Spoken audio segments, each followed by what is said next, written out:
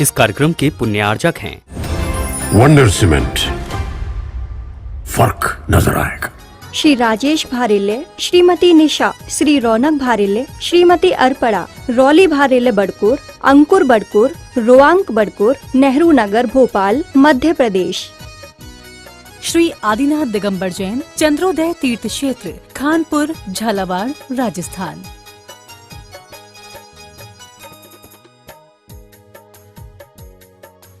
श्री विनोद बांझल, श्रीमती माधुरी बांझल, शाडोरा, अशोकनगर, मध्य प्रदेश। पुत्र एवं पुत्र वधू श्री विजिन जैन, श्रीमती नीतू जैन, पुणे, महाराष्ट्र। पुत्र एवं पुत्र वधू श्री रिचिन बाझल, श्रीमती समीक्षा बाझल, गुरुग्राम, हरियाणा। पौत्र एवं पौत्री नक्श बाझल, इरिया जैन, ऐशड़ा जैन।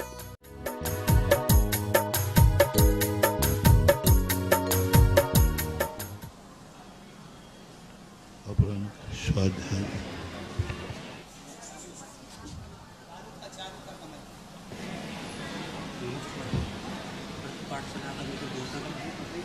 हम ज़्यादा नहीं लेना, कम से कम टाइम लेना।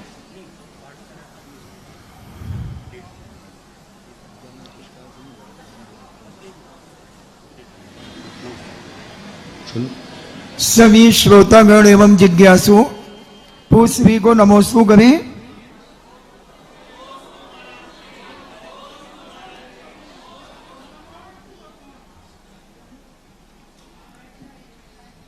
विनय जैन गुजरात से पूछते हैं, नमोस्तु महाराज जी, क्या कोई भवनत्रक का जीव किसी को सुख शांति समृद्धि से परिपूर्ण भी कर सकता है क्या? एक सूत्र आता है पूज्यपाद स्वामी महाराज ने दिया, देवताओं में सापानुग्रह शक्ति होती है। साप का अर्थ दुख देने की और सुख देने की, यानी वो अनुकूलताएं मिला सकते हैं, डायरेक्ट कुछ नहीं कर सकते। तो देवताओं में ऐसी सापानुग्रह शक्ति होती है, करना चाहें तो वो कर सकते हैं, लेकिन इसका अर्थ ये नहीं कि वे सभी को करते हैं। जिन्होंने कभी उनके ऊपर उपकार किया हो और वो जीव देव पर्याय में हो तो करेगा।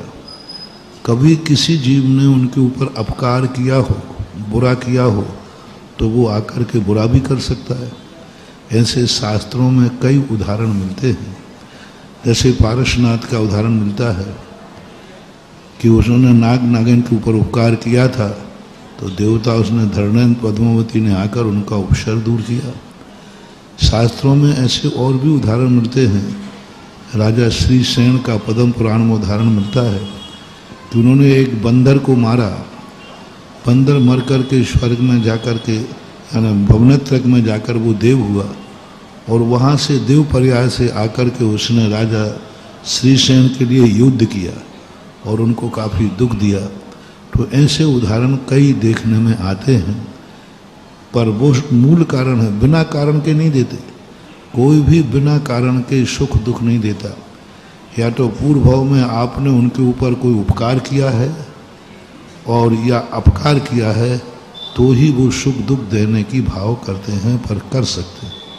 संजय कुमार जैन बनखेड़ी से पूछते हैं, नमोस्तु गुरुदेव, हम पूजन की थाली में जो शेष अक्षत होते हैं तो वही शेषाक्षत कहलाते हैं, या पुष्प अर्घ आदि सभी मिली हुई सामग्री शेषाक्षत कहलाती है? नहीं, शेषाक्षत का अर्थ होता है जो अक्षत बचे हुए हो, यानी पुष्प, जो पुष्प अथवा अक्षत, ये दो ही को लिखा है।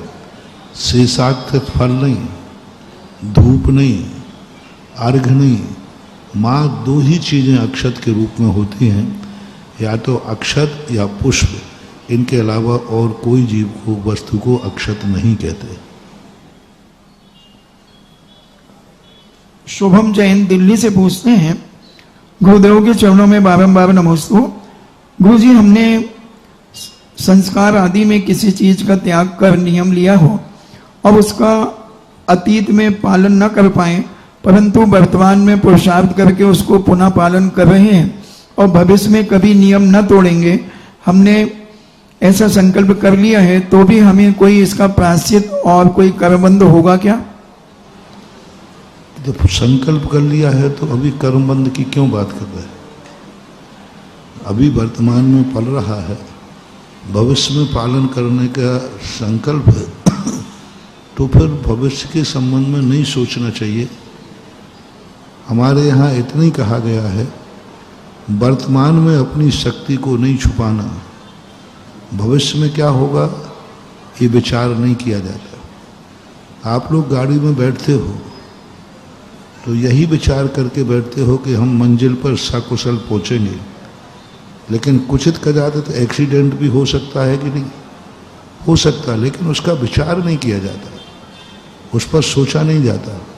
हाँ, तैयारी जरूर रखना चाहिए कि यदि मेरा इतने बजे हमें वहाँ पहुँचना है और रास्ते में कोई बाधा हुई तो उस बाधा की तैयारी जरूर रखना चाहिए। हमने व्रत लिया है, यदि व्रत लेने में यदि कोई ऐसी परेशानी आएगी तो हमारी तैयारी है, यदि हमारी ठीक होने की संभावना है तो हम ठीक होने का प्रयास करेंगे, और ठीक होने की संभावना नहीं है तो संलेखना धारण कर लेंगे। तो तैयारी तो करना है, लेकिन उसके डर के कारण से वर्तमान शक्ति को छुपा लेना ये बिल्कुल भी समझदारी नहीं है। एक्सीडेंट के डर से व्यक्ति यात्रा ही नहीं करे तो फिर वो कहीं जा ही नहीं पाएगा। इसलिए विकास काला सूरत से पूछते हैं, मेरे आराध्य गुरुवर के चरणों में कोटिशा नमन। महाराज जी, सभी तीर्थंकर निर्माण होने से पहले क्या सिर्फ 1 महीने पहले सम्मेद शिखर जी पहुंचते हैं? नहीं, सबका अलग अलग है। सबके योग निरोध का काल बिल्कुल भिन्न भिन्न।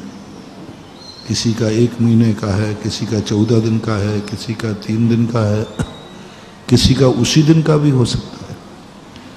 तो वहाँ पहुँचने का अर्थ है तीर्थंकर प्रकृति की उदीर्णा रुक जाने के बाद जितनी आयु शेष रही है उतने दिन पहले वह शिखर जी में योग निरोध करने के लिए पहुँचते हैं। आलोक जैन जबलपुर से पूछते हैं, मेरे आराध्य गुरुवर के चरणों में कोटिशा नमन। गुरुवर, मैं पूछना चाहता हूँ कि धर्म और समाज अलग अलग है। धर्म गुरु को चलाना चाहिए और समाज को ही चलाना चाहिए। गुरु समाज के कार्यों में हस्तक्षेप करना चाहिए उन्हें या नहीं? ये सब रिलेशनशिप है। तुम्हारा कुटुंब अलग है, तुम्हारी ससुराल अलग है, दोनों के कुटुंब अलग हैं, दोनों के एक दूसरे में हस्तक्षेप तो नहीं करना चाहिए, लेकिन सुख दुख में काम आना चाहिए या नहीं? एक दूसरे के गाइड करना चाहिए कि नहीं? एक दूसरे का सहयोग करना चाहिए या नहीं? बस समाज और गुरु को भिन्न मत करो।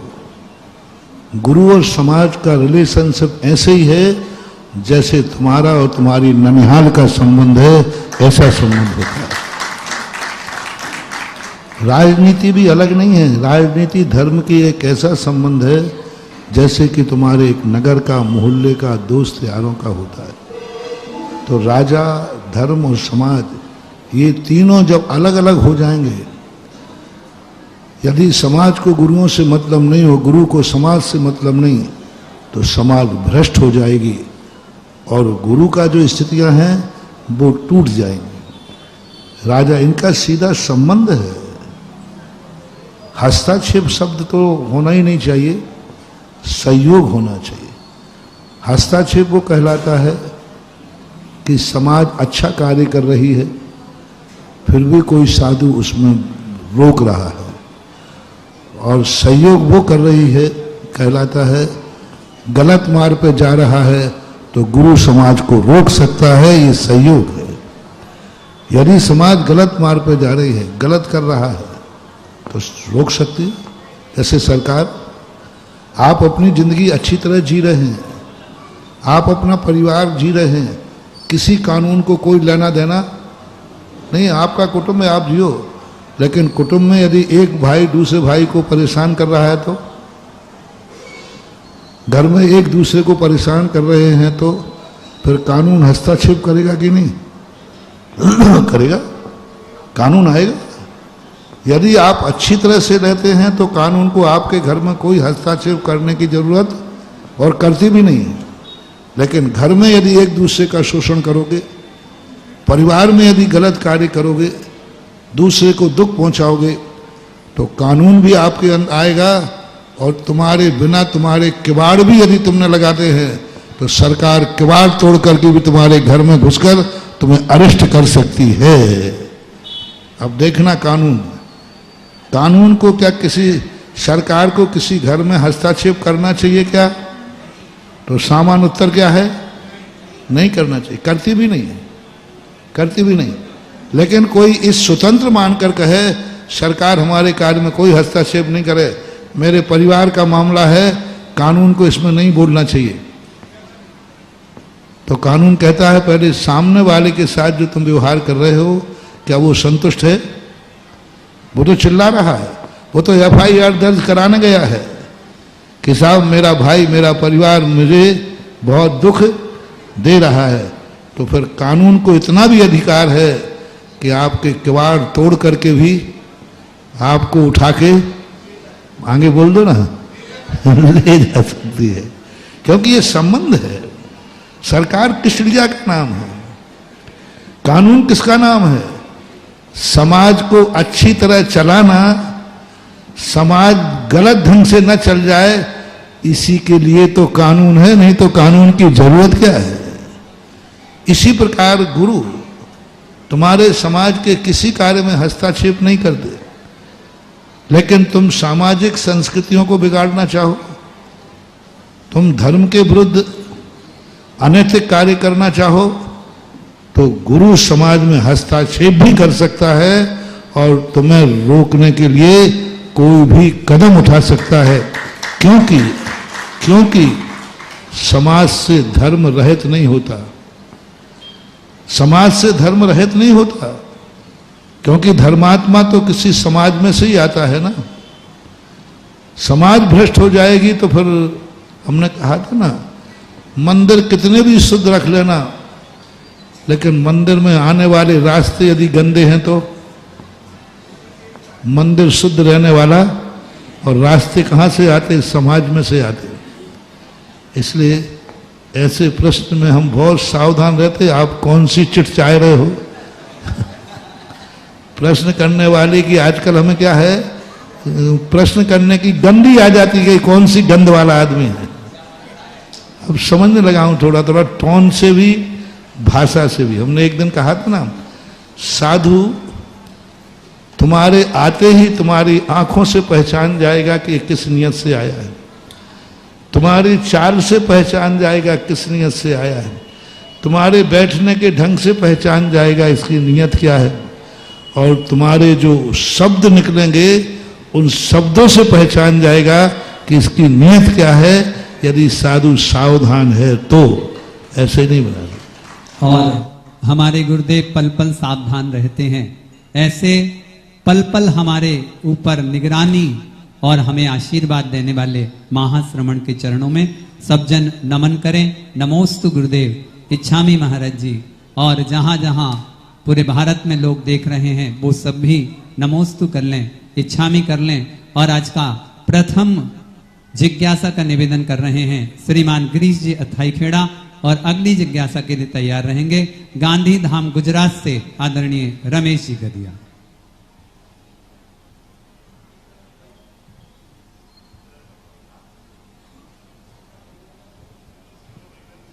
हमारे आराध्य गुरुवार पूज्य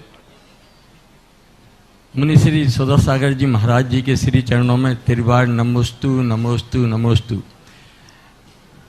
छुल्लक जी के श्री चरणों में बन्नामी बन्नामी बन्नामी इच्छामी महाराज। गुरुवार मेरा प्रश्न है कि संसार में जितने भी जीव हैं भाई एक दूसरे के सहायता के लिए, सहयोग के लिए अपेक्षा रखते हैं, चाहे वो धार्मिक क्षेत्र हो, सामाजिक क्षेत्र हो, राजनीतिक क्षेत्र हो या परिवार का। और जब अपेक्षा की पूर्ति नहीं होती है गुरुवार, तब वह व्यक्ति व्यथित होता है, दुखी होता है, उसका मन दुखी हो जाता है। क्या संसार में अपेक्षा ही व्यक्ति के दुख का कारण है? गुरुवर मेरी जिज्ञासा का समाधान करें। नमस्ते। यही उसकी सबसे बड़ी भूल हो जाती है कि वो अपेक्षा कर रहा है। हमारे आचार्यों ने नीति रखी है कि हमें सहयोग लेने की अपेक्षा हर प्राणी को सहयोग करने की अपेक्षा होना चाहिए। साधु को देखो कितनी बढ़िया व्यवस्था बनाई। इसलिए हमने एक दिन कहा था कि हर व्यक्ति को यह भाव करना चाहिए कि मेरी जिंदगी, मेरा पुण्य किसी के काम आ सकता है। अपेक्षा करने से पुण्य कम होता है, सहयोग लेने से पुण्य कम होता है, और सहयोग देने से देने वाले का पुण्य का भंडार भरता है। इसलिए हमेशा हर व्यक्ति को एक ही बात करना चाहिए, मेरे पास बुद्धि है, ये बुद्धि यदि किसी के काम आ सकती है तो उनके काम, जिससे तुम्हारा कोई स्वार्थ नहीं है। सहयोग दो प्रकार का होता है, जिनसे हमें द्वारा रिटर्न करना है कि हम सहयोग देंगे तो वो भी हमें सहयोग देगा। वो सहयोग की कोटि में वो पुण्यबंध का कारण नहीं, वो व्यापार है। एक सहयोग होता है जिनसे हमारा कोई संबंध नहीं है और हम मन में कर रहे हैं कि हे भगवान मेरी बुद्धि किसी के काम आ जाए, मेरे पास बुद्धि है, मेरे पास विवेक है, मेरे पास हुनर है, ये बुद्धि किसी के काम आ जाए। मेरे पास आंखें हैं, ये आंखें किसी अंधे के सहयोग कर सके। मेरे पास हाथ है, इन हाथों से मैं किसी का सहयोग कर सकूं, जिनसे मेरा कोई संबंध नहीं है, रिटर्न की संभावना नहीं है। मेरे पास धन है, मेरा धन उनके काम आ जाए जो पुण्यहीन है और धर्मात्मा है, सज्जन है, लेकिन पुण्य नहीं है। तो अपने पुण्य को बांटना, वो धन के रूप में भी बांट सकता है, तन के रूप में भी बांट सकता है, किसी भी रूप में बांट सकता है, प्रवचन के रूप में भी बांट सकता है। मैं बांट ही रहा हूं ना। यही भाव आना कि मेरे पास जो ज्ञान है, मैंने शास्त्रों में पढ़ा है, हे भगवान मेरा ज्ञान इस संसार के लोगों के काम आ जाए, सज्जन पुरुषों के काम आ जाए। जो सज्जन है, धर्मात्मा है, लेकिन ज्ञान नहीं है, तो मेरा ज्ञान इनके काम आ जाए, मैं इनको सतमार्ग दिखा सकूं, मेरे ज्ञान से इनका मिथ्यात्व टूट जाए। यह जो पुण्य भाव आता है, यह पुण्य अक्षय पुण्य का कारण बनता है। इसमें ऐसा पुण्य बनता है, ऐसा ज्ञान, जैसे मेरा भाव आया कि मेरा ज्ञान तुम्हारे काम आ जाए, अज्ञानी के काम आ जाए, जिससे मुझे रिटर्न नहीं चाहिए। मेरा रिटर्न नहीं चाहिए कि कल ये मुझे ज्ञान देगा, नहीं, निस्वार्थ ज्ञान आ जाए, तो फिर उस समय ऐसे परिणाम से जो ज्ञान देगा, उसका ज्ञान इतना बढ़ेगा कि दिन दूना रात चौगुना उसका ज्ञान बिना पढ़े बढ़ता जाएगा। इसी प्रकार तुम्हारा धन होता है। मेरा धन किसी के काम आ जाए, किसी धर्मात्मा के काम आ जाए, जिसका पुण्य नहीं है, तो उस समय ऐसा पुण्य बंद होता है कि व्यक्ति जहां हाथ डालता है वहीं उसको सफलता के, लेकिन स्वार्थ नहीं होना चाहिए। हमारा निजी कोई स्वार्थ नहीं है, हमें करना है। ऐसे ही तन धन, तुम्हारी गाड़ी है, वो भाव आ जाए। शायद कभी, मैं तो बहुत बार बैठा, मेरे रिश्तेदार बैठे, कभी ऐसे व्यक्ति को बैठाने का भाव आ जाए, वो कहीं नहीं जा सकता, मैं इसको अस्पताल तक भेज दूं, तो वो अक्षय पुण्य बंद होता है। इसीलिए देखो, यदि मैं कहूं कि मैं आहार को आ रहा हूं, आप लोग चौका लगाओ, मेरी अपेक्षा है कि आप लोग आहार देवें, और आप नहीं देंगे तो जिनवाणी ने कहा तुम्हें दुख होगा ना। देखो, मैंने अपेक्षा की कि ये आहार देवे, लेकिन इसने नहीं दिया तो मैं दुख होगा। जिनवाणी ने कहा तुमने अपेक्षा क्यों रखी थी? तुमने क्यों रखी थी अपेक्षा, रखे मेरे आहार देवे ये। निर्वाणी ने देखो कितना बढ़िया कहा, मुनि महाराज नहीं रखेगा कि मैं इनको, मुझे कोई आहार देवे, चिंता मत करो, उठो तुम। श्रावक कहेगा मुझे आहार देना है। अब जब श्रावक आहार देता है, देने का भाव करता है, उस समय श्रावक का भंडार बढ़ जाता है। इसलिए वातावरण ऐसा बनाओ, अपनी जिंदगी में ऐसा वातावरण बनाओ कि मैं किसी की जिंदगी की अपेक्षा पूरी कर सकूं, मैं किसी के काम आ सकूं। ऐसा भाव जो करेगा फिर उसे कुछ नहीं करना पड़ेगा, बिना कही सारा जगत उसकी सहायता करने को तैयार हो जाएगा, फिर तुम्हें दुख नहीं होगा। नमोस्तु महाराज जी। चुल्लक महाराज जी को इच्छामी। महाराज जी, मेरी जिज्ञासा है कि मैं धर्म के प्रति बहुत कुछ भावना भाती हूँ, लेकिन परिस्थितियाँ साथ नहीं देती। मेरे ऐसे कौन से कर्म आड़े आते हैं, महाराज जी मेरी जिज्ञासा का समाधान कीजिए। कोई ना कोई कर्म तो है ही, कर्म का कोई नाम नहीं बताया जा सकता। जो परेशानी आपको आ रही है, यह परेशानी जरूर आपने किसी दूसरे को दी है, उसी का परिणाम है कि आता है।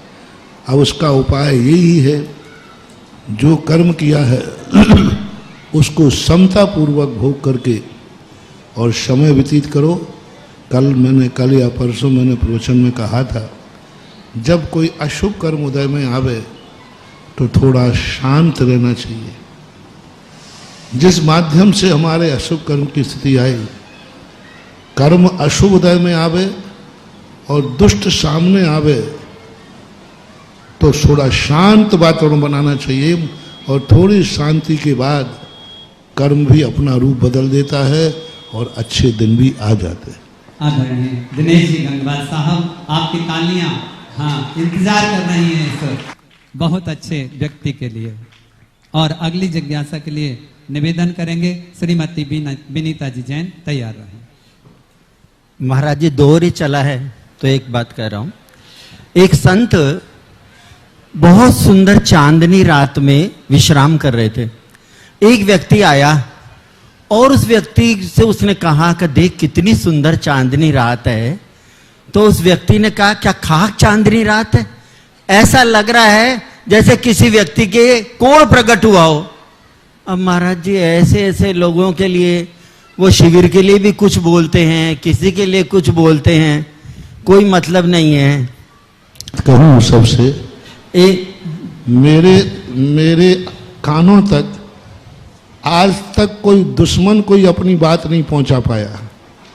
हम पहुंचा रहे हैं। ना जाने दुश्मन की बात मेरे भक्त क्यों मेरे कान तक पहुंचाते हैं। किसी दुश्मन की मजाल नहीं है इस दुनिया के अंदर जो अपनी बात मेरे कानों तक पहुंचा सके। अभी तक नहीं पहुंचा पाई। और जिस माध्यम से पहुंचाते हैं वो मैं सुनता नहीं हूं, जिस माध्यम से पहुंचाते हुए मैं देखता नहीं हूं। ना मुझे देखना है ना मुझे सुनना है, क्योंकि मुझे भक्तों की बातें सुनने का समय नहीं मिल पा रहा है। मैं अपने भक्तों की बातें सुन नहीं पा रहा हूं, उतना ही समय मेरे कम पड़ रहा है। तो दुश्मनों की बातें सुनने के लिए मेरे पास कोई टाइम है ही नहीं। दुश्मनों की बातें वो सुने जिनके भक्तों की आवाजें ना हो, जो फुर्सतिया हो, ठडुआ हो। हमारे पास तो इतने भक्त हैं कि एक डेढ़ घंटे जिज्ञासा समाधान चलती है, फिर भी ये लिस्ट दिखाते अभी बाकी है। दिन भर में भी देख लीजिए कितनी देर तक ऊपर लोग भक्त आ रहे हैं। तो मेरा समय, मेरी आंखें भक्तों को देखने के लिए है, मेरा मन भक्तों के लिए सोचने को है, मेरे कान भक्तों की आवाज सुनने के लिए है, और मेरा जीवन धर्म ध्वजा को ऊंचा उठाने के लिए है। दुश्मनों की बातों को मैं आवाज नहीं देता हूं, क्योंकि कोई शिविर पर आलोचना करे, क्योंकि ये नियम है आलोचना वही करता है जो असमर्थ होता है। जो स्वयं नहीं कर पाता है वो आलोचना करता है। अरे भीड़ से आने से क्या होता है, और स्वयं भीड़ चाह रहा है, कोई आई नहीं करे क्या। लोमड़ी को अंगूर नहीं मिले इसलिए अंगूर खट्टे हैं। दिनेश बाबू, शिविर की वो रेपुटेशन है कि सारे दर के देवता भी आ जाएं तो इसकी सुगंध को कोई फीका नहीं कर सकता। शिविर वो कस्तूरी है कि उसको बताने की जरूरत ही नहीं। आजकल मैंने शिविर पे बोलना ही बंद कर दिया। क्यों बोलने की जरूरत ही नहीं है। जरूरत ही नहीं कि शिविर का नाम लेते ही लोगों के रोम रोम पुलकित हो जाते, क्योंकि वो पवित्र चीज है शिविर, जिसकी प्रशंसा, जिसका प्रमाण पत्र, दिनेश बाबू, जिसका प्रमाण पत्र संत शिरोमणि पूज्य गुरुदेव विद्यासागर ने दिया है, उसको कौन फेल कर सकता है। एक भजन गाते हैं, अभी एक थोबन जी का गाते आहार के बाद, उनको कौन गिरा पाएगा जिनको बड़े बाबा संभाल रहे। एक भजन गाते हैं, दर्शनोदय वाले में, उनको कौन गिरा पाएगा जिनको बड़े बाबा संभाल रहे हैं। उनको कौन बदनाम कर पाएगा जिस शिविर के लिए पूज्य गुरुदेव आचार्य विद्यासागर ने प्रमाण पत्र दिया है। जो आचार्य श्री ने बार बार कहा, मैंने कई बार कहा, मैंने कहा था ना, आचार्य श्री ने कहा कि मैं तुम्हारे चतुर्मास के लिए बहुत विचार करना पड़ता है। मैंने क्यों? बोले वो शिविर लगता है ना। तो मैंने कहा आचार्य श्री इतना क्यों सोचते हो, शिविर बंद कर देंगे? आप तो आदेश दीजिए कहीं भी चतुर्मास में जहां स्थान होगा शिविर नहीं लगेगा। आचार्य सिंह नहीं, यही तो बात है, शिविर बंद नहीं होना चाहिए, क्योंकि शिविर ही समाज को संस्कारित कर रहा है।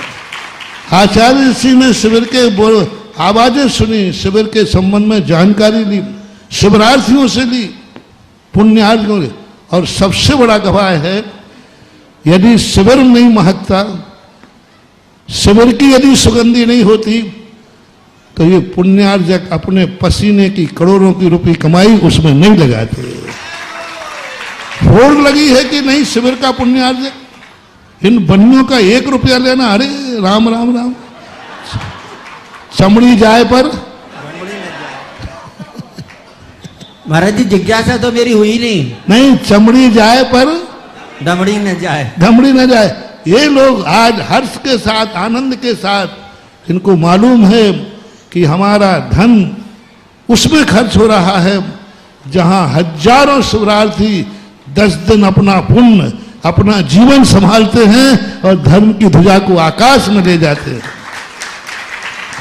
इसलिए ये शिविर का तो एक अलग ही रूप है। महानुभाव दिन प्रतिदिन बढ़ रहा है, पुण्यार्जों का आनंद दिखा रहा है, और मुझे तो कोई चिंता नहीं, जिसके ऊपर गुरु का आशीर्वाद है और गुरु ने प्रमाण पत्र दिया है, उससे कुछ फर्क नहीं पड़ता। कितने ही धोखा करो, कितने ही धोखे से वसीयत ले लो, कितने ही धोखे से कुछ ले लो, रमेश जी, कितने ही धोखे से लिखा लो, वो कौन सा नामा होता है, वसीयतनामा, कितने ही षड्यंत्र करके लिखा लो, कुछ फर्क नहीं पड़ता। पुण्य की हीनता होती है तो चक्रवर्ती की वसीयत उसके जाने के बाद धूल में मिल जाती है। कुछ नहीं होता इन सबसे। यदि अपना पुण्य है, अपनी खुबत है, अपना शिविर में दम है, तो चिंता मत करना, शिविर और ऊंचा बढ़ेगा, तुम लोग नहीं बढ़ाओगे। हमारे भक्तों में कोई दम नहीं है, बहुत बेकार है, आलोचक, और मेरे में भी कोई दम नहीं है। मेरी जो कुछ आज ऊंचाइयां दे रहे हैं वो सब हमारे दुश्मन दे रहे हैं। उन्हीं के कारण से, और फिर वही वाली बात जो सबको मालूम है, हमारा चुनाव चिन्ह हाँ महाराज श्री, भारत भर में फैले हुए समस्त शिवरार्थियों की तरफ से और पाठशाला के सारे विद्यार्थियों की तरफ से आपके श्री चरणों में बारंबार नमोस्तु। सारे शिविरार्थियों की जिज्ञासा है महाराज जी, आपने जब शिविर चालू किया तो हर व्यक्ति मतलब 1100 की शांति धारा लेने से पहले भी सोचता था, और आज 11 लाख की शांति धारा भी ऐसे लेता है कि जैसे कुछ नहीं। शिविर में मैं खुद 30 साल से आ रहा हूं महाराज जी, और 30 साल में इतने साल से आपने निर्देशक बनाया, सब कुछ बनाया, मुझे पता है क्या मिलता है। और सबसे बड़ी बात तो महाराज जी, इतने शिविरार्थी आते हैं, वो कहते हैं पता नहीं गुरुजी क्या देते हैं। इतने बीमार आते हैं, वो ठीक होके चले जाते हैं। इतना ज्ञान तो आप देते ही हो महाराज जी। महत्वपूर्ण जिज्ञासा ये है कि आप इन शिविरार्थियों को ऐसा क्या देते हो महाराज जी, जो ये आपका पीछा नहीं छोड़ते और हम भी आपका पीछा नहीं छोड़ते। देखो, कुछ चीजें ऐसी हैं जो चुपचाप दी जाती हैं और चुपचाप ली जाती हैं। बताने से हल्ला नहीं, बढ़ाने बताने से रास्ते में चोर मेरे भक्तों को लूट लेंगे, इसलिए चुपचाप ही रहने दो। देते तो जरूर हैं और वो लेते भी हैं, उसी का तो परिणाम है कि यह स्थितियां ऐसी बनती जा रही हैं। सारे शिविरार्थियों को एक अपने आप में वो उपलब्धि होती है जिस उपलब्धि के लिए लोग जन्म जन्म तक भी तरसते हैं, वह मिल जाता है शिविरों में 10 दिन के अंदर। नमस्ते। धीरे धीरे बोल, कोई सुनना नहीं, ऐसे याद आ रहा था गुरुदेव। नमस्ते। हाँ, जिज्ञासा रखें विनीता जी, और अगली जिज्ञासा के लिए तैयार हमारे बीच में न्यायाधीश महोदय आदरणीय अभय जी गोयल भोपाल से हैं, रखें। हे स्वामी, नमोस्तु नमोस्तु नमोस्तु। मंचासीन त्रय छुल्लक जियों को इच्छामी इच्छामी इच्छामी। हे गुरुदेव, मेरा प्रश्न है, एक प्रतिमा जी प्रतिष्ठित करवाने में अनंत अनंत पुण्य लगता है। तो अभी कुछ परिवारों को तुगोंजी में नंदीश्वर द्वीप में मंदिर बनवाने का पुण्य मिला है, जिसमें प्रतिमा जी भी और शिखर दान और बेदी दान। तो महाराज जी आप बताएं, इसमें कितना पुण्य गाढ़ा होगा उनका कि पूरा मंदिर बनवाने का सौभाग्य प्राप्त हुआ है। नमोस्तु महाराज जी, नमोस्तु। बहुत अच्छा होगा, कई बार बता चुके इन प्रश्नों के लिए। बहुत अच्छा, साथ ही सब पुण्य। चलिए आदरणीय न्यायाधीश महोदय, और अगले क्रम पर योगाचार्य आदरणीय नवीन जी, जो कि हमारे बीच में बरेली से हैं, तैयार।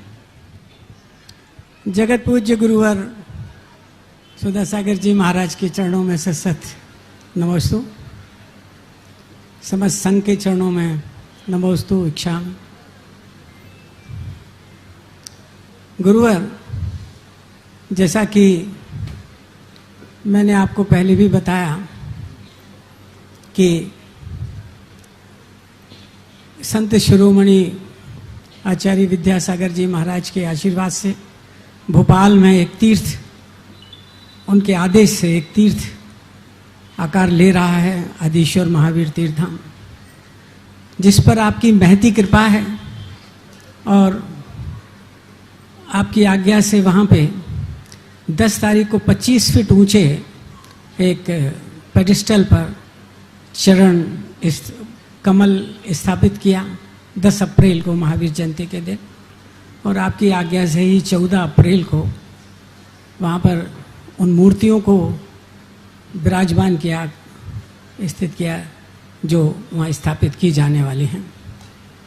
फिर आपने आदेश दिया कि एक वहाँ पे छोटा चैत्यालय बनाया जाए। चैत्यालय का हमने एक सुंदर मंदिर ही बना दिया है।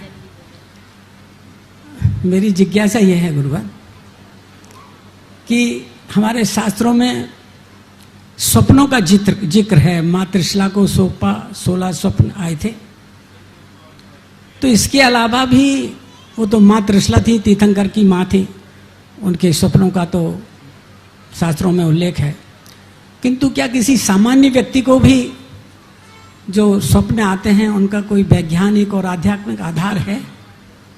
स्वप्न शास्त्र में का एक बहुत अच्छा वर्णन है, आचार्य भद्रबाहु संहिता। भद्रबाहु संहिता के अंदर स्वप्नों के संबंध में बहुत चर्चा की है, सामान्य जनों की भी। प्रथमानुग के ग्रंथों में स्वप्न अकेले उन्हीं को नहीं, चक्रवर्ती के 16 स्वप्न हैं, चंद्रगुप्त के 16 स्वप्न हैं, और भी स्वप्नों के संबंध में बहुत वर्णन मिलता है। स्वप्न शास्त्र एक बहुत अच्छा शास्त्र है, पर उसका एक नियत होती है, कब होता है, किस रूप में होता है, उसका समय क्या है, व्यक्ति स्वस्थ चित्त होता है, तब ये स्वप्नों की बातें आती हैं। बाकी स्वप्न जो हैं, जो बीमारी से आए, भय से आए, सोचने से आए, ये स्वप्न निरर्थक होते हैं। बार बार आए तो निरर्थक होता है। अच्छे स्वप्न बार बार नहीं आते, एक आध दो बार आकर के वो यदि कार्य नहीं होता है तो स्वप्न आना बंद हो जाते। बार बार जो स्वप्न आ रहे हैं, ये हमारे अंदर की भय है या अतृप्त भावनाओं का एक प्रकार से कहना कि ये प्रगतिकरण है, ऐसा समझ। आदरणीय नवीन जी और अगली जिज्ञासा के लिए श्रीमान विजय कुमार जी पूर्व राष्ट्रीय अध्यक्ष और नरेश जी धुर्रा साहब तैयार रहें, और आप पोस्टर विमोचन भी अपनी पूरी टीम के साथ वहां खड़े होकर करेंगे।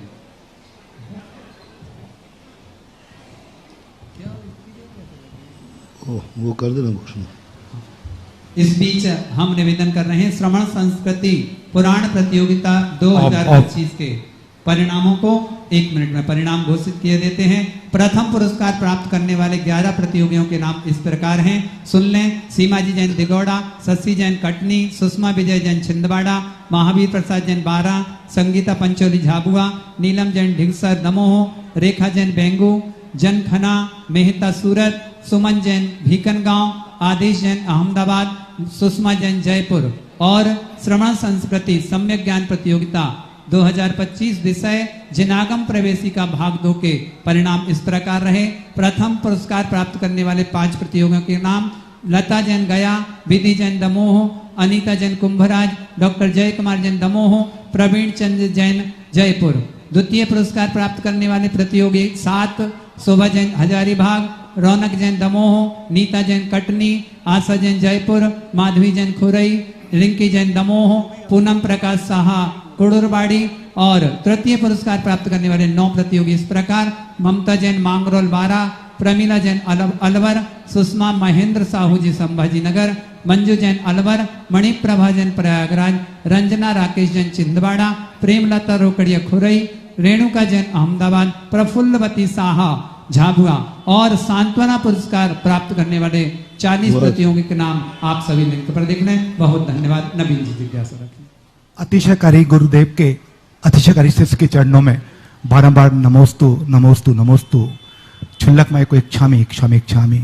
महर्षि, अभी अतिशयकारी रक्षाबंधन आपके यहाँ पर आपके सामने न हुआ, जो इतिहास बन गया और एक वात्सल्य का अंग के रूप में आया।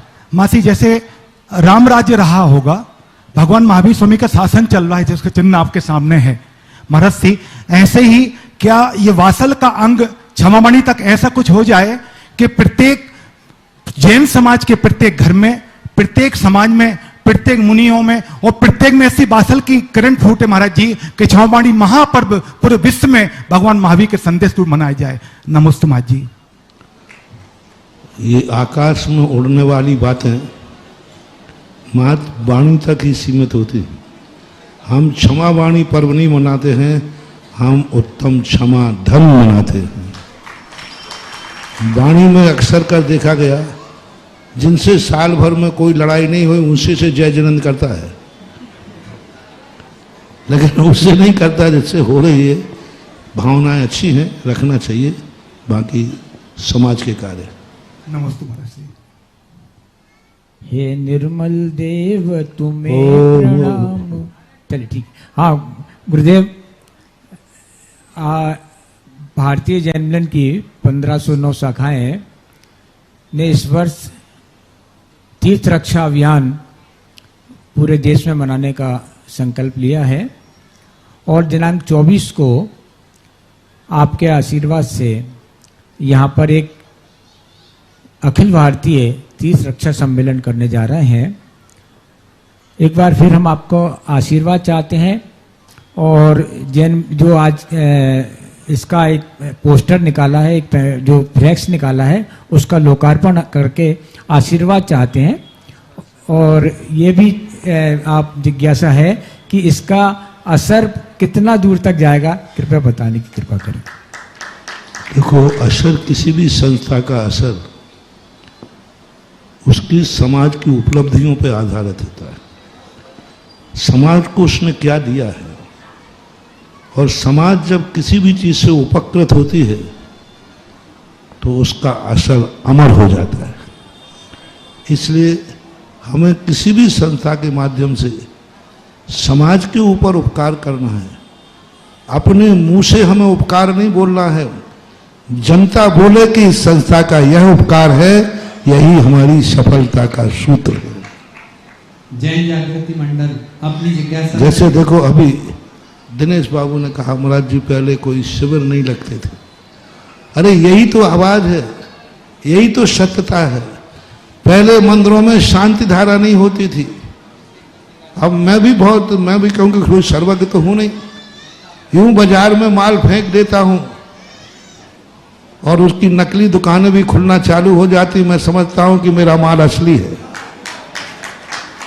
क्योंकि असली माल की ही लोग नकल करते हैं, नकली माल की कोई नकल ठीक है। आप लोग तो व्यापारी हैं, असली माल की ही नकल करते। आज शांति धारा देखो, जब से शांति धारा की आवाज उठाई, सारे भारत के हर मंदिर में शांति धारा हो रही, और साधु लोग भी जो विरोध करते थे वो भी। इसी प्रकार जब शांति धारा चली, शिविर का चला, कहीं 10 लाख क्षण पर में कहीं शिविर नहीं लगते थे, कहीं दूर दूर तक। अब आज भले कुछ भी करें, आज हर साधु के पास शिविर लगाने के लिए सब लगा रहे हैं। तो मुझे बड़ी खुशी है। अच्छे माल की कोई नकल करता है, पर इतना ही है, थोड़ी अकल से करें और कसाय रहित होके करें, और जिसकी नकल कर रहा है उसका उपकार मान के करें, तो वो भी इतने ही सफल हो जाएगा जितने हम सफल हो रहे हैं।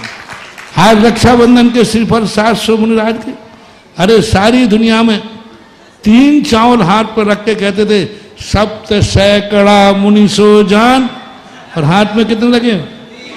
बादाम भी नहीं है।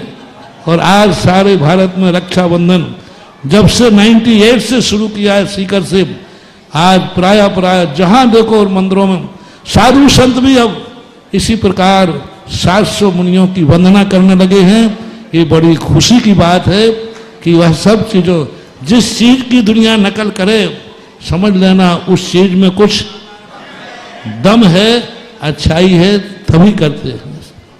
जैन जागृति मंडल अपनी जिज्ञासा रखें, और अगली जिज्ञासा के लिए प्रदीप जी शास्त्री जो कि हमारे बीच में सांगनेर से। जैन जागृति मंडल जिज्ञासा रखें। इसके पूर्व बता दूं, अशोक जी बूटा जी का परिवार, मातेश्वरी रेखा जी, अमित कपिल, लाला जी अभिषेक जी, जो कि नंदीश्वर जिनालय बना रहे हैं। महाराज श्री आपके सानिध्य में 11 कलश की राशि प्रथम किस्त में देने के लिए आपके चरण में कमेटी को सौंपना चाहते हैं। जोरदार तालियों के साथ आप अभिनंदन और जिज्ञासा प्रारंभ करें। दूसरा, हमारे देखो चातुर्मास तो बहुत होते हैं, लेकिन इस पावन वर्षा योग की स्थापना के पूर्व जिन्होंने स्वयं ने मुझे चला करके फोन किया था कि महाराज जी के पावन वर्षा योग की मंगल ध्वजा मुझे स्थापित करनी है, तो ऐसी रजत महाध्वजा स्थापित की है। श्रीमान कुंतीलाल जी गदिया के सुपुत्र रमेश जी, नरेश जी, प्रियांश, पंकज जी, ईशान, प्रदीप, राकेश, जितेंद्र, शिपू, पप्पू, राकेश जी, मेरा समस्त परिवार यहाँ पधारे। देखो एडवांस में भावना माना महाराज श्री अशोकनगर नहीं आए थे, इसके पहले मेरे पास खबर आ गई थी कि भैया जी इस बार महाराज जी के चातुर्मास की महाध्वजा में स्थापित करना है। पैसे की कोई बात नहीं, जो गुरु जी का आशीर्वाद मिलेगा मैं करूंगा। ऐसे परिवार के सम्मान में दोनों हाथ उठा करके जोरदार ताली बजाएं। हेलो, विद्या गुरु सम मम सुधा गुरु के चरणों में जैन जागृति मंडल परिवार का कोटिशः नमोस्तु नमोस्तु नमोस्तु।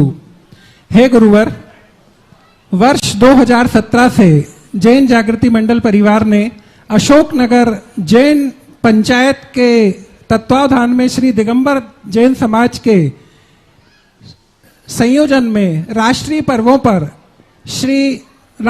पर राष्ट्रीय ध्वजारोहण की परंपरा का शुरुआत की थी।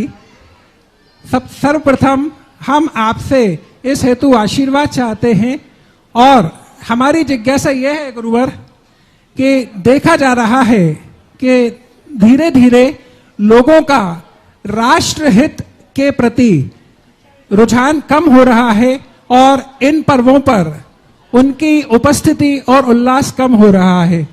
तो गुरुवर, यह प्रथम आयोजन संपूर्ण क्षेत्र में किसी समाज की तरफ से होता है, तो कृपया मार्गदर्शन दें कैसे समाज इस ओर जुड़े और राष्ट्र हित के प्रति अपनी चिंतन बढ़ाए।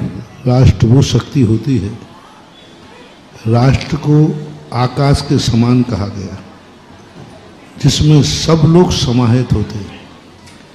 इसलिए राष्ट्रीय पर्व के रूप में हर व्यक्ति को ये मानना चाहिए कि हमारा राष्ट्रीय एक ऐसा पर्व है, राष्ट्रीय एक ऐसी ध्वजा है जिस ध्वजा के लिए सारी दुनिया सांसारिक दृष्टि से उसके लिए अपना स्वरूप, अपनी समर्थन, अपनी ताकत रहना चाहिए। राष्ट्र सुरक्षित है तो हम सुरक्षित हैं, राष्ट्र संस्कारित है तो हम संस्कारित है। राष्ट्र को यदि संस्कृति हमें विरासत में रखना है तो हमें राष्ट्र को हमेशा जनता को अपने पास रखना होगा। राष्ट्र मात्र नेताओं का राष्ट्र नहीं है, राष्ट्र मात्र पार्टियों का राष्ट्र नहीं है, राष्ट्र है नागरिकों का नाम राष्ट्र होता है।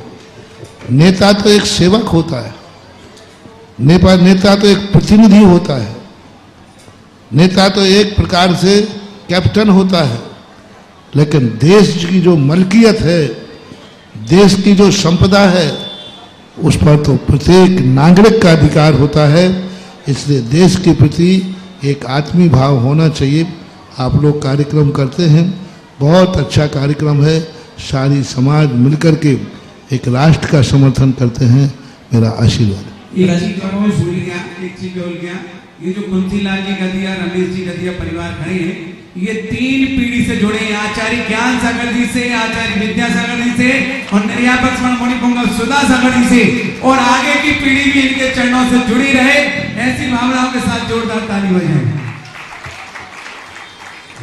प्रदीप जी अपनी जिज्ञासा रखें, आगे आकर श्रीमान दिनेश जी मणिपुर। जगत पूज्य परम पूज्य पिता तुल्य गुरुवर मुनिपुंगव श्री सुधा सागर जी महाराज चरणों में बारंबार नमोस्तु नमोस्तु, छुल्लक जी के चरणों में इच्छामी।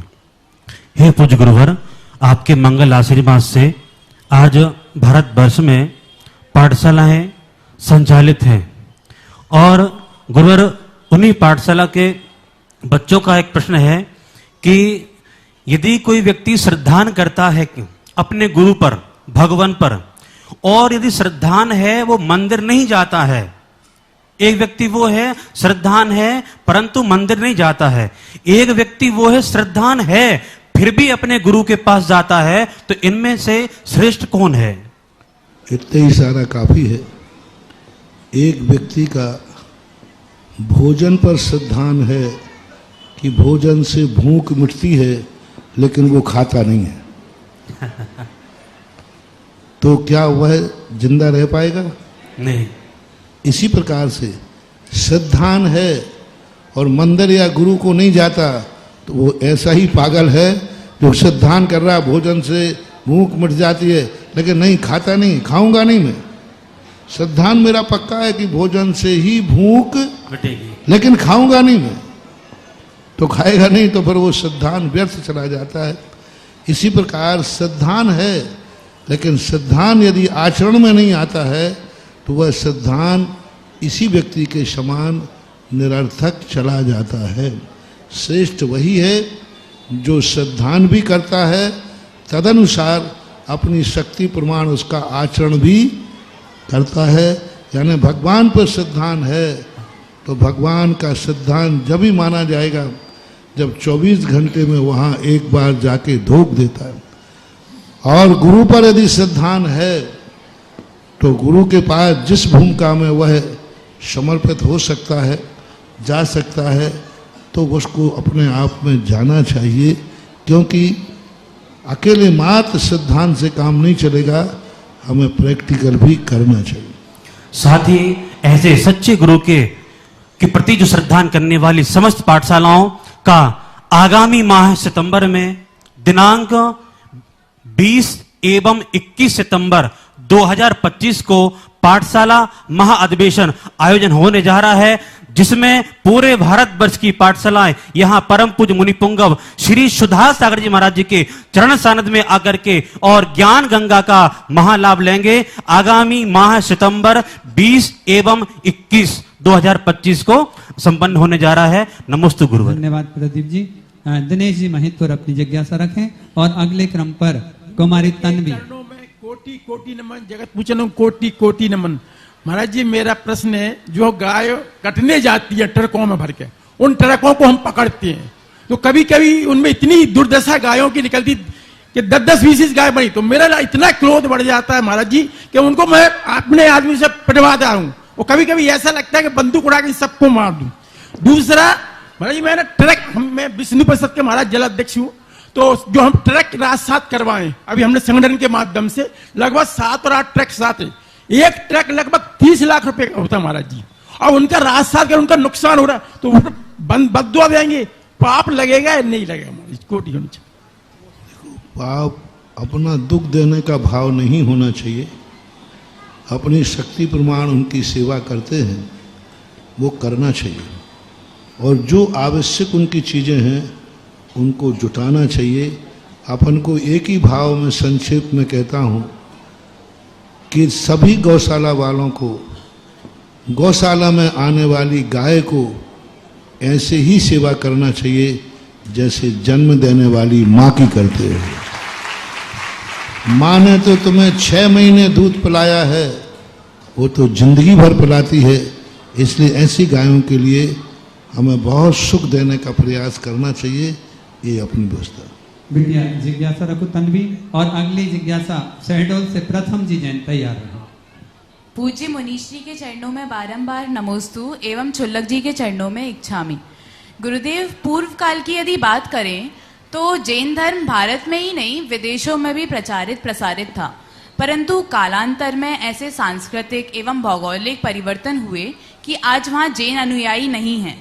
यहाँ तक कि गुरुदेव सिर्फ विदेशों में ही नहीं, भारत में भी कई ऐसे प्रदेश हैं जहाँ जैन मठ को पालने वाले नहीं हैं, और उन स्थानों से हमें जैन धरोहर भी प्राप्त होती है जो कहीं कहीं आज उपेक्षा का शिकार भी है। तो गुरुदेव, मेरी ये जिज्ञासा है कि किसी धर्म, विचार या संप्रदाय सनातन रहेगा उसके लिए क्या जरूरी है, उसके अनुयायी या उसकी धरोहर? जैन धर्म जो है विचारों के साथ साथ आचार पर जोर देता है। जैन दर्शन की आचार संहिता जो है वो इतनी कठोर है, और उसमें कोई संशोधन की गुंजाइश न होने से जैन धर्म सिमटता गया। क्योंकि लोग आज विचारों को तो पसंद करते हैं लेकिन आचरण को पसंद नहीं करते। आज ज्ञान तो चाहते हैं, विचारों में बहुत वो है। जैसे लोग कहते हैं कि भाई सभी लोगों में मानव की सेवा होना चाहिए, मानवीयता होना चाहिए, लेकिन स्वयं मांसाहारी हैं तो काहे की मानवीयता है? सब कहते हैं कि मानव का रूप होना चाहिए, सारे भारत में मानवता जागना चाहिए। अरे मानवता जागोगे तो मानवता का तो अर्थ ही है कि तुम्हारी पैर के नीचे चींटी भी आए तो उसको भी उठा के गले लगाना चाहिए, तभी मानवता कहलाएगी। तो आज जो स्थितियां बन रही हैं आचरण के कारण से, आचार के कारण से जैन धर्म एक बहुत छोटे दायरे में होता गया। दूसरा, जब जब वैज्ञानिक बढ़ेगा तो विज्ञान का पापाचार बढ़ेगा, भौतिकता बढ़ेगी और प्रकृति प्रलय की तरफ जाएगी। और प्रलय जब ही होगा जब तक एक भी जैन साधु भारत में, दुनिया में है, तब तक छठे काल का प्रवेश नहीं हो सकता। और छठा काल कह रहा है कि मुझे प्रवेश करना है तो जैन साधु को हटाना पड़ेगा।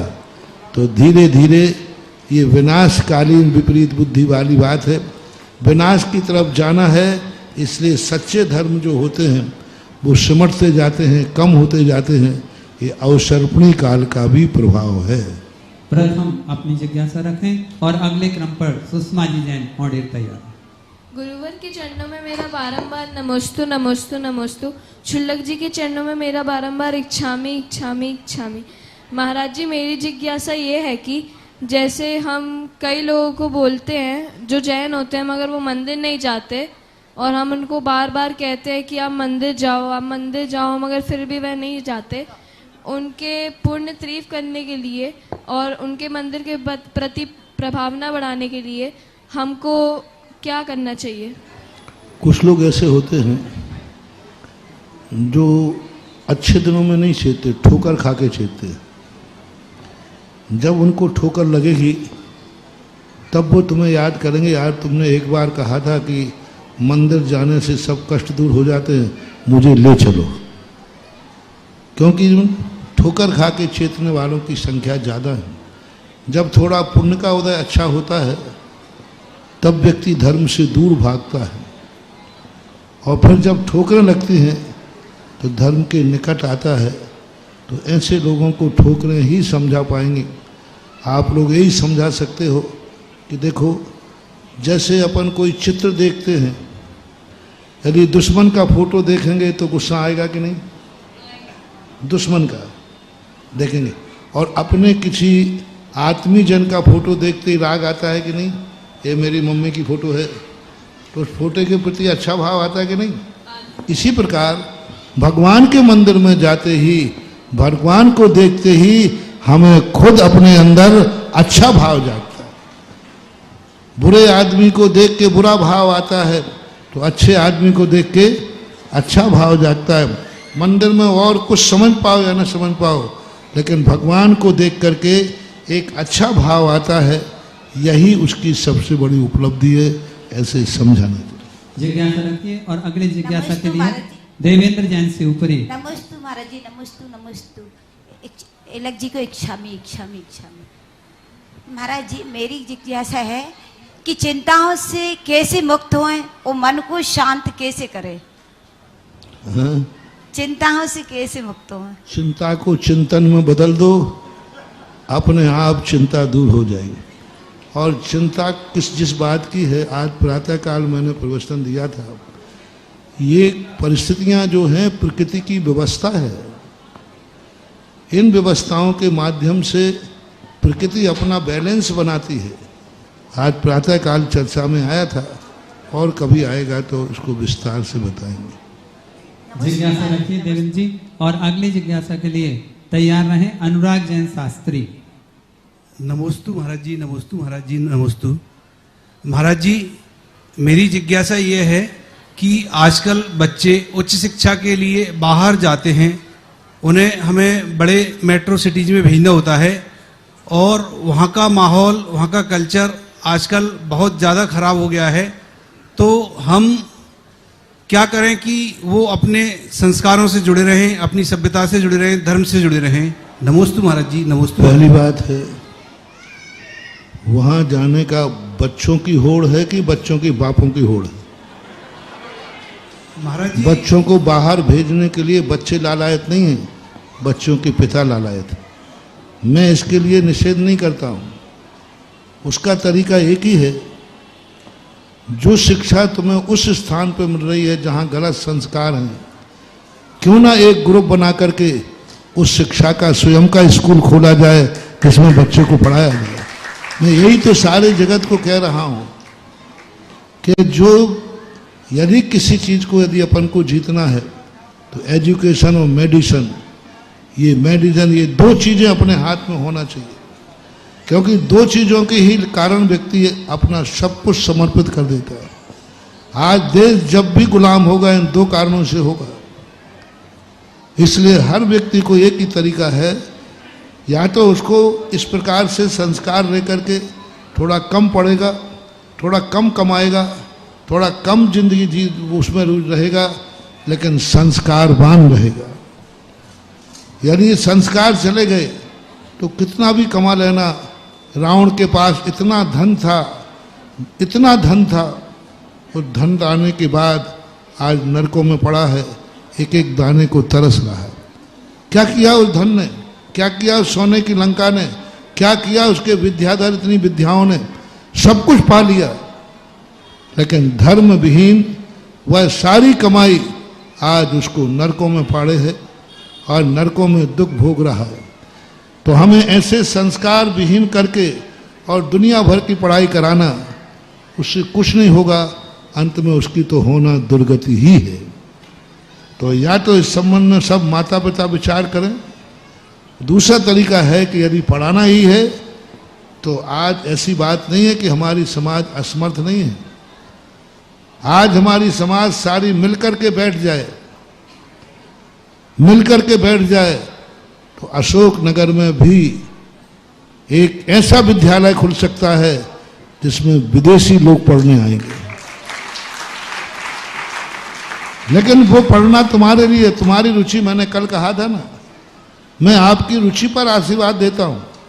रुचि मात्र खोखली नहीं होना चाहिए। जैसे आज हमारे पास लाइन लगी है कि महाराज हमें मंदिर बनाना है, मूर्ति बैठाना, जो राशि को देने को तैयार हूं।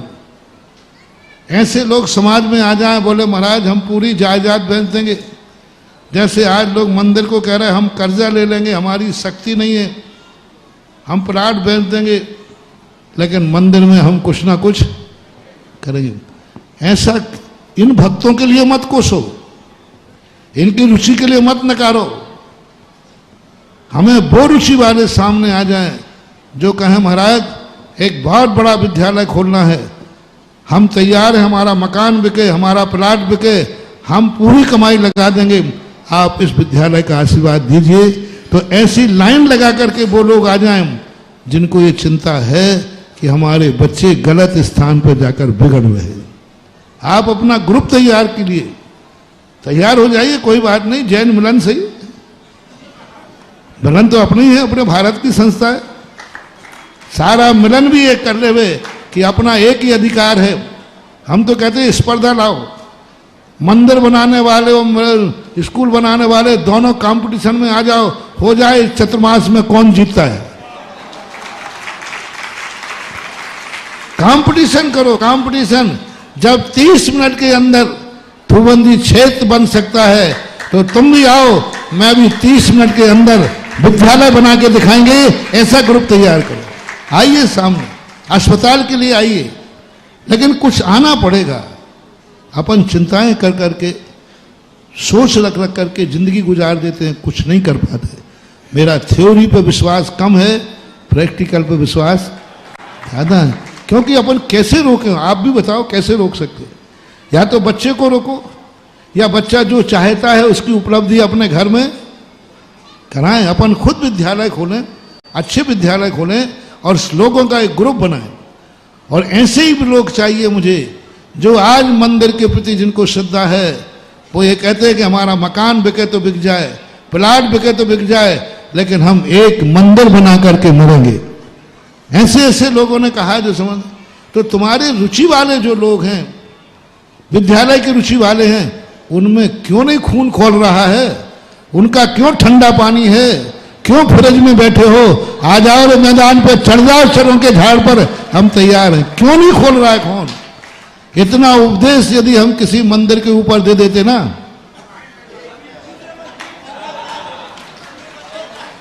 इतना दावा या इतना हम फौलादी मंदिर पे दे देते, तो अभी मंदिर के दीवाने यहां दूसरा थोबंदी क्षेत्र आज ही बना देते। ये शिक्षा और एजुकेशन वालों का खून इतना ठंडा क्यों है? इनका डीएनए चेक कराया जाए। क्यों नहीं पानी पे चढ़ रहे हैं? क्यों नहीं आ रहे हैं कि महाराज हम अपनी जायदाद बेचने को तैयार हैं? स्कूल तो खुलना चाहिए, और इतना बड़ा स्कूल खुलना चाहिए कि गंज मंदिर का मंदिर पीछे रह जाए और हमारा स्कूल आगे हो जाए। क्यों नहीं हो सकता? एक जुनून होना चाहिए, और मुझे जुनून वाले बहुत पसंद हैं, इसलिए थोड़ा सा इसलिए जोर से बोला कि शायद खून खोल जाए और कोई सेठ आ जाए कि महाराज अब बहुत हो गई आपकी, अब हम विद्यालय बना के ही रहेंगे। बहुत बढ़िया, गुरुदेव के चरणों में।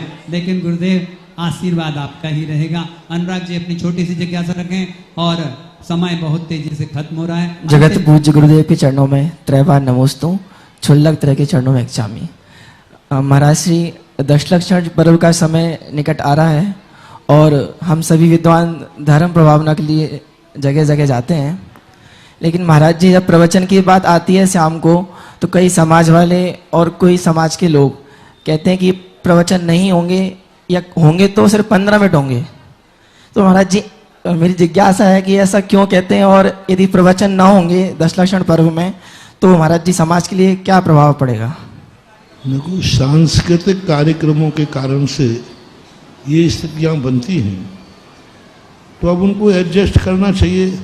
और कहीं ना भैया सब सांस्कृतिक करना तो पंडित जी को बुलाओ काय को है, बुलाओ मत, सीधी बात, अपने पूरा खोलते रहो, एडजस्ट करना चाहिए। और दूसरी बात है, मेरा तो विश्वास ये है कि ऐसा प्रभावशाली प्रवचन करो कि लोग सांस्कृतिक कार्यक्रम फीका पड़ जाए। महाराज जी पहले ही मना करने लगते हैं कि होंगे ही नहीं। अरे एक दिन तो ऐसा करो, एक मिनट दे दो, तो दूसरे दिन जनता कहेगी पंडित जी और बोलो, तो बोले सांस्कृतिक कार्यक्रम, बोले सांस्कृतिक बंद किए जाते हैं। जनता यदि आवाज लगा दे कि सांस्कृतिक कार्यक्रम बंद होंगे, प्रवचन होगा, तो फिर कार्यकर्ता कुछ नहीं कर पाएंगे।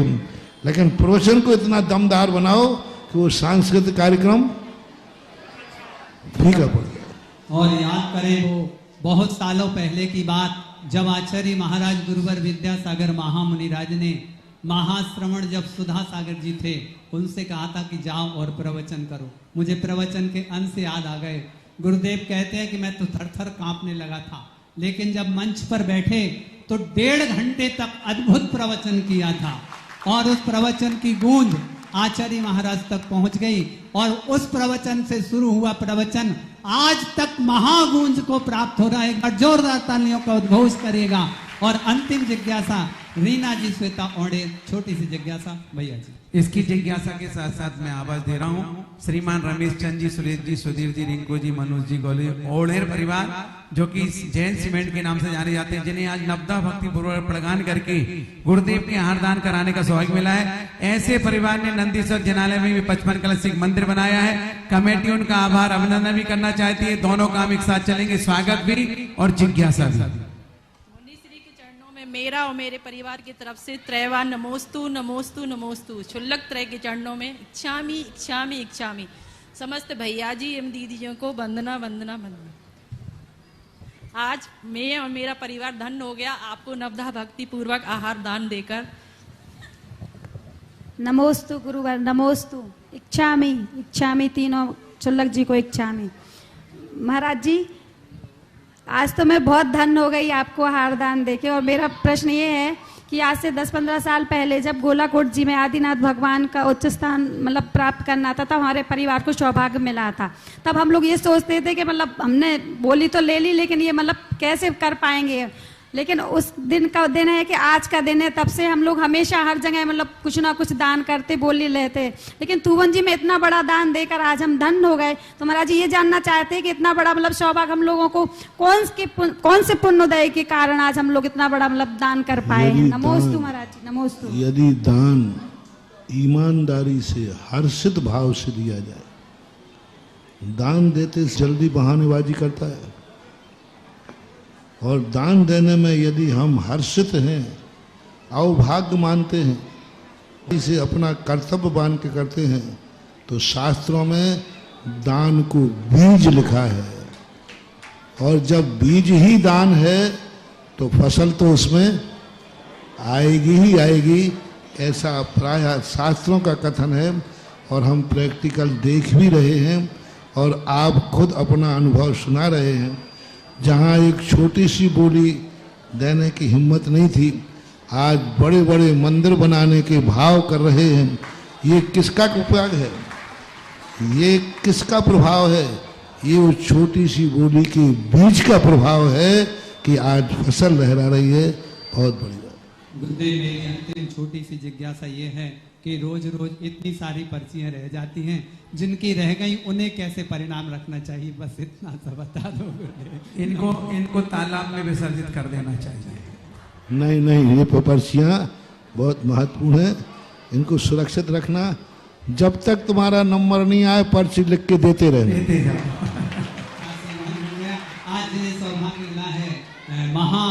आहार दान का ऑर्डर परिवार तैयार हो जाए और आरती उस तरफ से हमारे चक्रवर्ती परिवार और गंगावाल जी आगे आकर गदिया जी रमेश जी गदिया हाँ वहीं रहेंगे। गदिया जी सबको पकड़ना। बहन जी बस थोड़ा सा निवेदन। विद्याधर से विद्यासागर पुस्तिका का एग्जाम 17 तारीख को मध्याह्न में 1 बजे से है, जो कि महाराज श्री की प्रेरणा से हम कर रहे हैं। सभी विद्यार्थी जो परीक्षा देना चाहते हैं पुस्तक को ले लें और 17 तारीख को हम उस परीक्षा में सफल हो जाएं तो सबसे बड़ी गुरु भक्ति का प्रदर्शन होगा।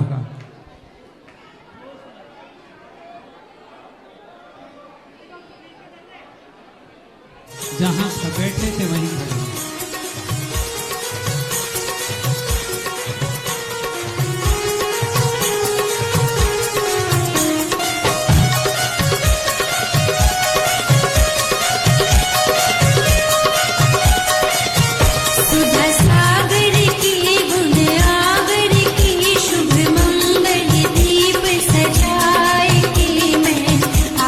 उतारूं आरतियां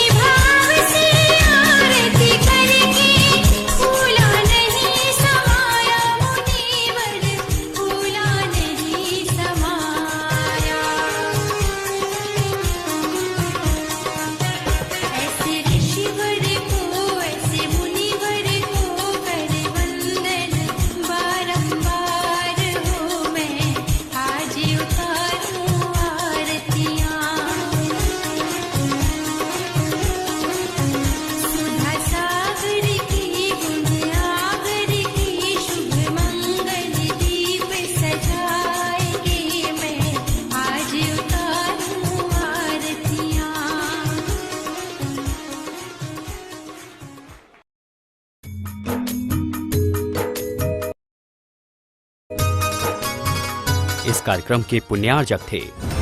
वंडर सीमेंट, फर्क नजर आएगा।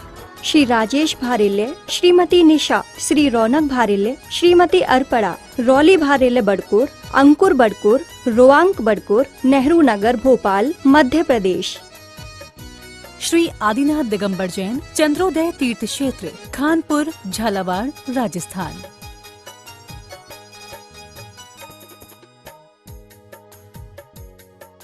श्री विनोद बांझल, श्रीमती माधुरी बांझल, शाडोरा, अशोकनगर, मध्य प्रदेश। पुत्र एवं पुत्र वधू श्री विजिन जैन, श्रीमती नीतू जैन, पुणे, महाराष्ट्र। पुत्र एवं पुत्र वधू श्री रिचिन बाझल, श्रीमती समीक्षा बाझल, गुरुग्राम, हरियाणा। पौत्र एवं पौत्री नक्श बाझल, इरिया जैन, ऐशड़ा जैन।